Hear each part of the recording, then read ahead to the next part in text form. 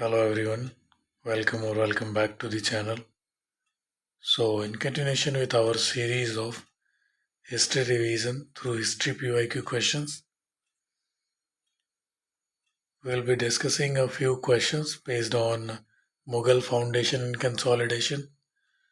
So, in our previous classes, particularly last two classes, we discussed few questions based on Delhi Sultanate and Deccan Sultanate. And the other relevant dynasties, political, administrative, art, architecture, and cultural developments of that era.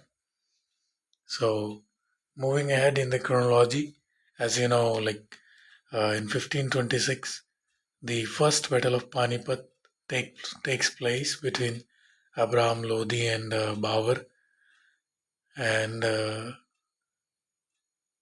in the aftermath of that, Babur establishes a dynasty, a Mughal order in India. So, without any further ado, let's get started. With reference to Mughal sources, consider the following statements.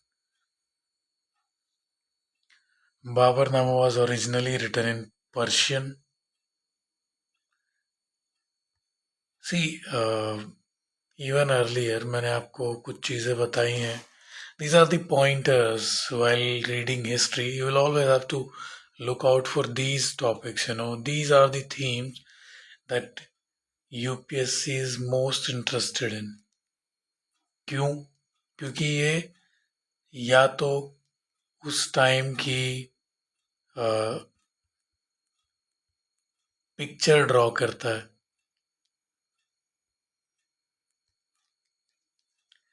या फिर उस time के structure को बताता है या फिर वहाँ पर कोई मास मूवमेंट हो रहा है.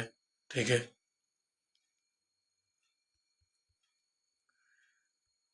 कोई इकोनॉमिक डेवलपमेंट हो रही है, कोई सोशियो रिलीजियस अपराइजिंग हो रही है. ठीक है, ये वो पॉइंटर्स हैं. कोई अवेकनिंग हो रही है, ये वो पॉइंटर्स हैं जो आपको प्रीलिम्स क्लियर करवाएंगे. हिस्ट्री की बात हो रही है यहाँ पे. सो कहते हैं कि Baburnama was originally written in Persian. Akbarnama was authored by Abul Fazl, and Ain Akbari forms the third volume of Akbarnama. Now, Akbarnama हम बहुत डिटेल में डिस्कस कर चुके हैं, है ना. कैसे 3 वॉल्यूम्स हैं, उसकी तीनों में क्या कवर किया गया है, ये देख चुके हैं हम लोग प्रीवियस क्लासेस में. इवन आप अपने सोर्सेज में भी पढ़ते हैं. There is no point in repeating single piece of information that you have already covered, है ना. तो बाबरनामा जो है ओरिजिनली, क्योंकि मतलब ये तुर्क थे ना, है ना, बाबर, तो ये टर्किश लैंग्वेज का यूज़ किया गया था. ठीक है, ना कि पर्शियन का. Akbarnama was authored by Abul Fazal. तो अकबरनामा अबुल फजल ने लिखी, हम जानते हैं. और एक सेकेंड.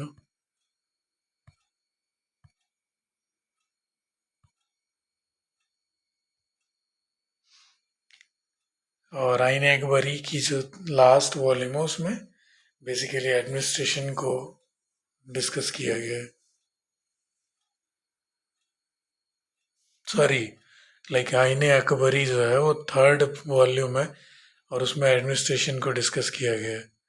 तो A is the right answer. Moving ahead, बहुत रिसेंट में थीम आया था बैटल्स एंड क्रोनोलॉजी, और it is one of the most favourite themes of UPSC. ठीक है, arrange the fall, like the chronological arrangement. ठीक है, इस पे क्वेश्चंस आते ही रहते हैं. तो कहते हैं first battle of Panipat, that is in 1526, right. Battle of Khanwa This is again in Babur's timeline. This takes place in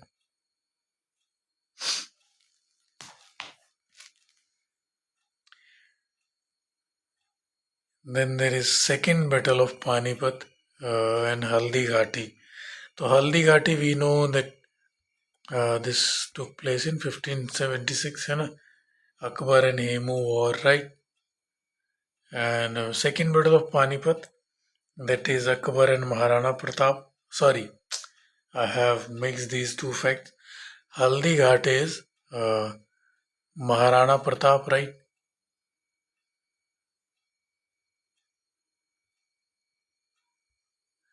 And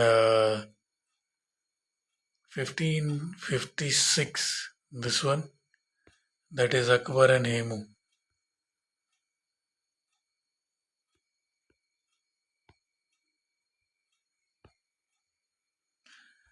So now it is very easy for you and everyone else to draw a chronology. So 1, 2, 4 and 3, that is the A. A is the right answer. Moving ahead, कहते हैं कि मनसबदारी के ऊपर बताइए. ये बहुत recent में आया हुआ है, ये भी ध्यान रखना है आपको. Consider the following regarding मनसबदारी. Correct बताना है. Mansabdars were paid only in cash. The system was introduced by Babur. Rank was divided into जात and सवार. बहुत जेनरिक स्टेटमेंट है, पता होगा, है ना? बाकी की टू स्टेटमेंट्स को अगर हम एनालाइज करेंगे, ठीक है,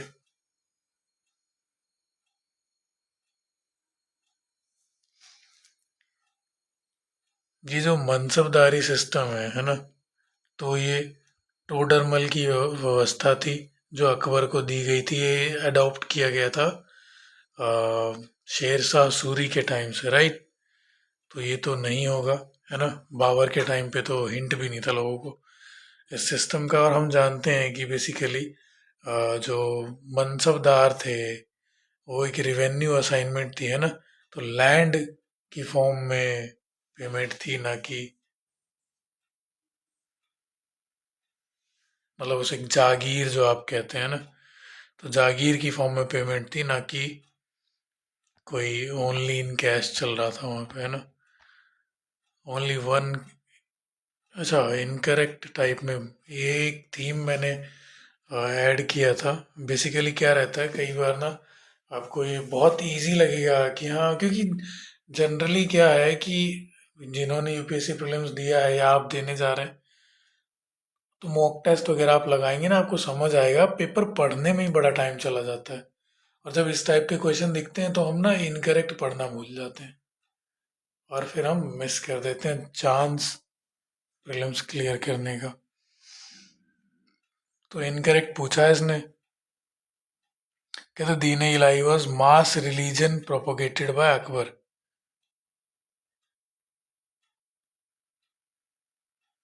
इबादत Khana was established at Fatehpur Sikri. Sulh Kul means universal peace. Jizya was abolished by Akbar. This and this we all know, right? कि सुलह कुल अकबर ने स्टार्ट किया था, ठीक है. और इबादत खाना फतेहपुर सीकरी में 1575 if I am not wrong establish किया गया था. तो we are left with A and A is our right answer.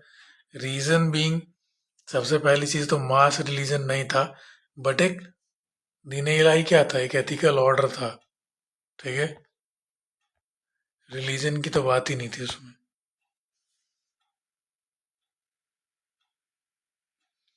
Match the following monument and empire. तो हुमायूंस टॉम, ये बेसिकली किन्होंने बनवाया उसके बारे में. ओह, मैच करना है. अच्छा, एक मतलब एक फैक्ट जो हम लोग कई बार ना, जो जो ताजमहल है, ठीक है जी, ताजमहल तो वो चार बाग शैली में बना है, ठीक है। अब ये चार बाग शैली जो है, इसका फर्स्ट एडेप्टेशन इंडिया में हुमायूंस टॉम्ब में देखने को मिलता है, ठीक है।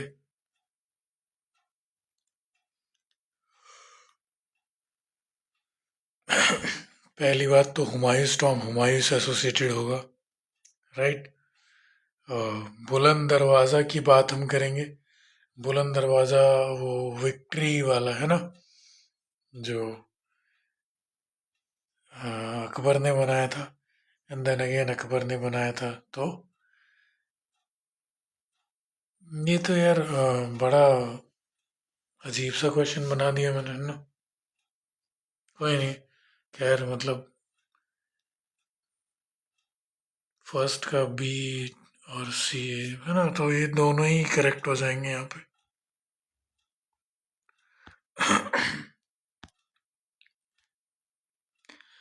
रिवेन्यू सिस्टम के ऊपर क्वेश्चन आए हुए हैं 2019 में। कह रहे विथ रेफरेंस टू जब्ती सिस्टम, जब्ती और दाशाला दो सिस्टम थी ना, तो कह रहे जब्ती सिस्टम के बारे में बताइए। Based on measurement of land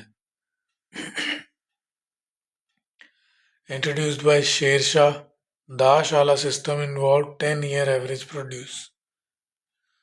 try करें इस क्वेश्चन को, करेक्ट बताना है आपने, ध्यान रखना है।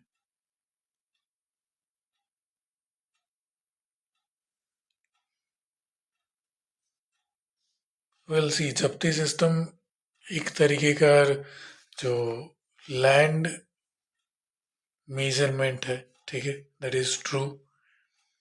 और दाश आला इज बेसिकली 10 year, ठीक है, तो ये तो सही है।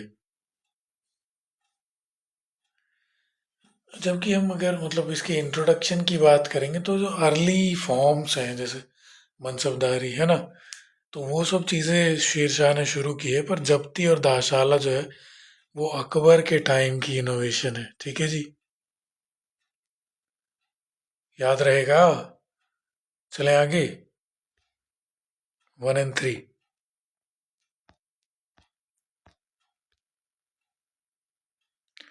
Religious policy multi statement trap.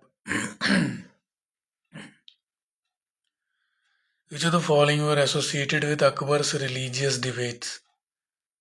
इबादत खाना, religious debates, right? कह रहा है Jesuit missionaries, Jain monk, Zoroastrian priest. देखिए, जिन्होंने भी थोड़ा बहुत भी इबादत खाने के बारे में पढ़ा, तो है ना, एक तरीके से आप इस पे एक इल्यूमिनाटी जनरलाइजेशन लगा सकते हैं, दैट इज कि ऑल रिलीजन्स, ठीक है। और जैसे ही आप ये लगाएंगे तो right answer will be D, ठीक है। सभी धर्मों को उन्होंने इनवाइट किया था, basically the idea was to you know propagate Sulh Kul और दीन इलाही, ठीक है, एक एथिकल ऑर्डर, एक पीसफुल सोसाइटी, जो कि टिल डेट एक क्या बोले, कार्ल मार्क्स ने क्या कहा था?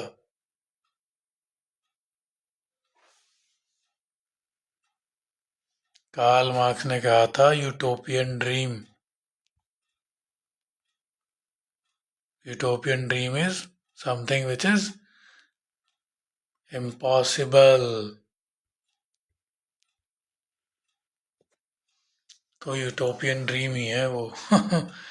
खैर anyway, consider the following statements. Mughal empire was a centralized bureaucratic state. Centralize था क्या Mughal empire?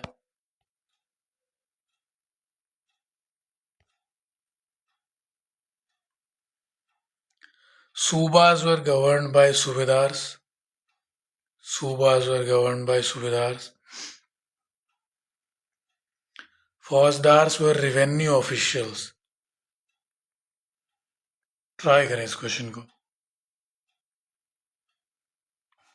Well see, first of all faujdar military officers थे, नाम में मतलब इतना तो हिंट दिया हुआ है। कभी भी जब आपको एग्जाम में ये इंस्टिंक्ट आ रहा हो ना अंदर से कि नहीं नहीं, मतलब मैंने ये पढ़ा है किसी और कंटेक्स्ट में, please go with that instinct, ठीक है। करेक्ट बताना है। 3 एलिमिनेट हो गया। Empire was C, Mughal empire centralize तो थी, even till the time of Aurangzeb हम देखते हैं सेंट्रलाइजेशन रहती है। And subas were govern by subedars, very generic statement, इसकी चिंता मुझे थी भी नहीं, ठीक है। B is the right answer. Moving ahead, economy trade. देखिए मैं फिर से वही चीज़ है, आप देखिए एनपीवाई की, उसको एनालाइज करके खुद से भी देखेंगे तो भी, और मैं करा रहा हूँ तब भी यही थीम्स बार बार अपीयर होंगी। वो चीज़ें जो या तो बता रही हैं उस समय के बारे में, उस टाइम का चेंज डिफाइन कर रही हैं, लोगों को प्रभावित कर रही हैं, ठीक है।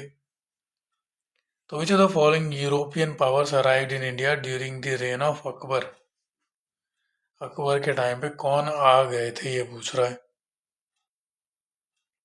तो पोर्तुगीज तो आ गए थे, पोर्तुगीज तो 1498 में ही आ गए थे, ठीक है। अकबर से पहले ही, मतलब, है ना। और डच बहुत लेट आए थे, राइट।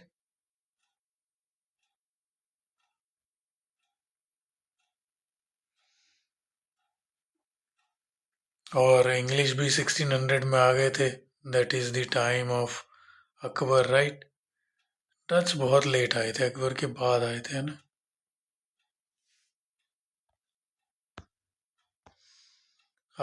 कॉन्सेप्चुअली स्टेट फॉर्मेशन के ऊपर क्वेश्चन जो है बनते हैं, वो है एक थीम, देख लीजिए। तो the Mughal empire under Akbar differed from Delhi Sultanate. Basically difference क्या है दिल्ली सल्तनत में और एम्पायर अंडर अकबर। तो it abolished iqta system entirely, iqta system को पूरी तरीके से ख़त्म किया गया। हम देखते हैं कि इक्ता सिस्टम जो है ना, वो मनसबदारी में इवॉल्व हो जाती है,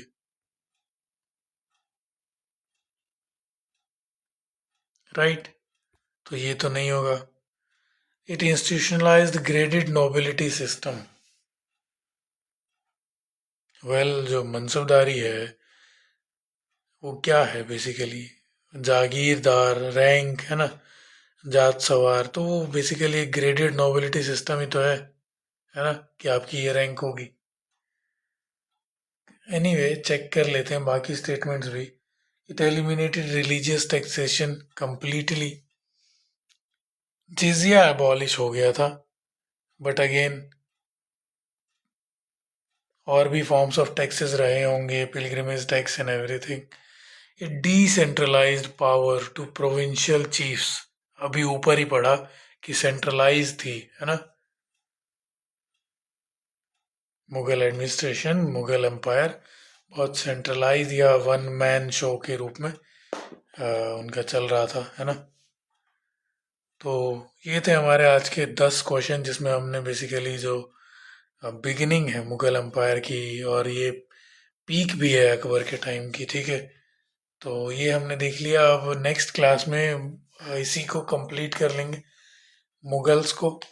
और पैरेलली जो छोटी चीज़ें हैं, जैसे एक तो मुझे लगता है भक्ति मूवमेंट कर लेना चाहिए हमको, सूफी हमने कर लिया था, तो एक भक्ति मूवमेंट कर लेंगे। एंड